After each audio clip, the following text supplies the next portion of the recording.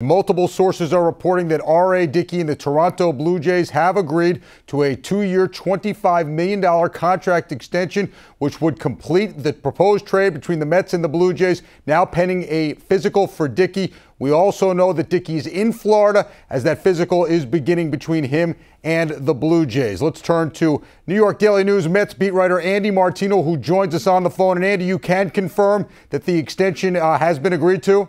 Yes, I can. This is the 1-yard line in this deal, as Ken Rosenthal reported first, and I've been told by another source that Blue Jays and R.A. Dickey have agreed to a contract extension.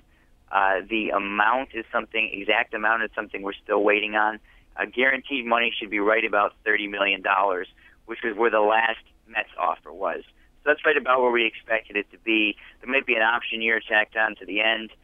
There's some bonus money up front, so there's details there. But at this point, that's for Blue Jays fans to worry about, because R.A. Dickey is a physical away from not being a Met any longer. Is there any wrangling when it comes to exchange rates and tax rates and all that? There was one report that claims that Dickey might get more money earlier in the contract to make up for that? Yeah, that is likely true. But, you know, the amount of his overall deal is going to be about what the Mets would have paid him. So really it's just an issue here of the Toronto Blue Jays valuing R.A. Dickey monetarily more than the New York Mets did, which is, of course, the Mets' prerogative not to value him and the Blue Jays' prerogative to see it differently. But he ended up with a contract that's very reasonable for the new team acquiring a Cy Young Award winner. Is there any reason to believe that there would be any red flag that comes up during this physical that would halt the deal? Oh, sure, it can always happen. It's rare that deals fall apart at this level, but it does happen. The Phillies traded for a reliever, Wilton Lopez, this winter, where the deal fell apart at the physical. So it can happen, but R.A. Dickey, he just had an abdominal surgery, so he had one major issue that he just won 20 games with, and that's been taken care of. But until the doctors finish that up, we certainly can't call this a done deal. Has anything changed in the particulars of the deal? There was also talk of non-impact prospects being involved or money exchanged in terms of John Buck's contract. Where is the actual particulars of the deal right now? That's an interesting thing, and what we know is what's been out there, what I and others have reported about Buck, Tolley, prospects that we haven't named yet, Darno, Syndergaard, the pitching prospect. But there are a few little odds and ends of this trade. Nothing I don't think that's going to be too dramatic, which have not been reported yet, which we haven't gotten to yet. And we'll see who those other minor leaguers are. We'll see if it's someone who Mets fans will recognize going to Toronto. We'll see about the money. The Mets are not paying John Buck $6 million next year, which is what he's owed. And he's certainly, this is the guy who hit 190 last year. So I'm sure there was some agreement reached there. But those are kind of the final odds and ends that we just don't quite know yet.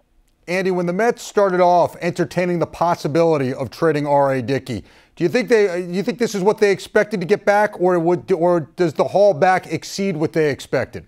Well, this is what they needed in order to do this trade. Mets people were telling me all along, and I believe them. They weren't bluffing. Sandy Alderson liked R.A. Dickey and was totally fine with having him back next year, even if there was no contract extension. If they had him back on a 1-year, $5 million deal. And if it seemed to step up with an offer with two prospects that the Mets considered high-end, R.A. Dickey was going to stay a Met. So the Mets have gotten two prospects they consider high-end. The pitcher, Syndergaard's a guy who was in single-A last year, so he's not Major League ready by any stretch. And the Mets may have preferred a Major League ready guy in theory, but this is obviously the best package that was offered. And if you're looking for top prospects, it's pretty good. Obviously, there's a debate here whether it's worth trading a guy who's proven he can win in New York for two guys who have never played in the major leagues, and that's a whole other thing. I've waited on that previously, but where we are today, that doesn't really matter because they've gotten what they asked for in a deal, which is the Mets' perspective. Andy, there's high-end and there's can't miss. And I know there really is no such thing as a can't-miss prospect, but I would imagine that the Mets front office has to be looking at these two guys, granted Syndergaard's in, A-ball, as can't-miss. Otherwise, they wouldn't have made this deal. Yeah, I don't think so, Jonas. I don't think that you said it right.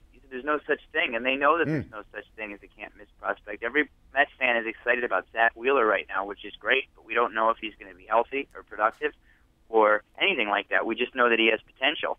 Same thing with Travis d'Arnaud. So it's inherently risky to trade a major league player who is very good for a prospect. Of course, it's reasonable for an organization to say, here's where we are right now. We're not ready to contend quite yet. We don't need a 38-year-old player. We need guys who will help us in a year or two or three. That's fine.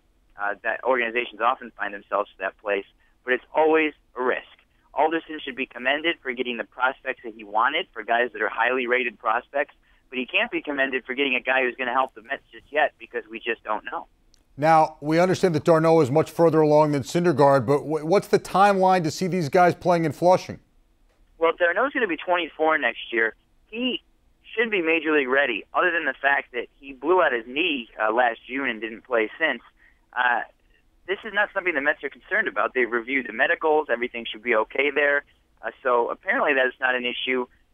There are issues with his arbitration clock, meaning that you could delay his free agency if d'Arnaud did not debut for the Mets on opening day, but had to wait a little bit in May, I believe.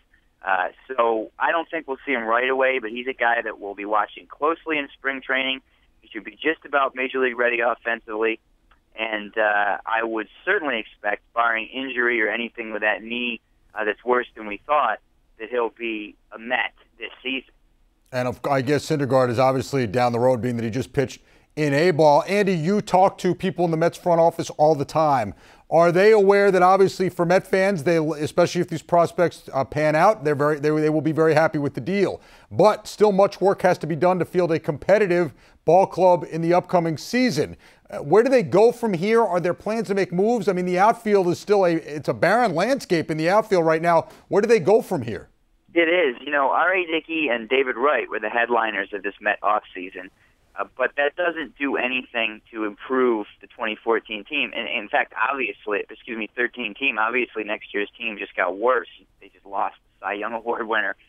So there's work to be done in the outfield. Catching's been addressed, but there's work to be done in the back end of the bullpen. But look, no front office is ever going to punt on a season. There have been too many teams that have come out of nowhere and vaulted themselves into contention or relevance, including the Mets in the first half last year before they fell apart.